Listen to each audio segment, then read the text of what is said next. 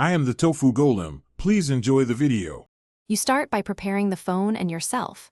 Unlock the iPhone, make sure you know the passcode, and wipe the sensor area so a dry, clean finger will register.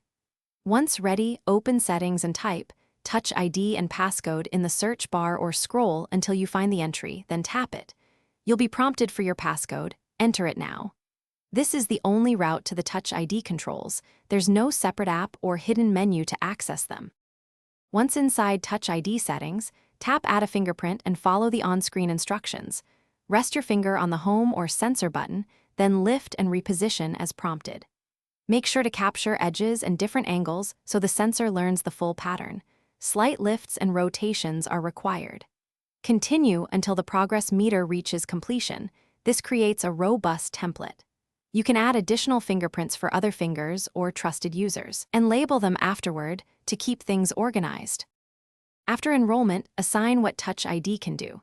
Enable iPhone Unlock, Apple Pay, and iTunes and App Store if desired. Once set, lock the phone and test by pressing the sensor to confirm it unlocks reliably. If recognition fails, delete the problematic fingerprint and re-add it with careful positioning. If problems persist, clean the sensor, remove any case or screen protector, restart the device, and install iOS updates. If the sensor remains unresponsive, contact Apple support for hardware inspection.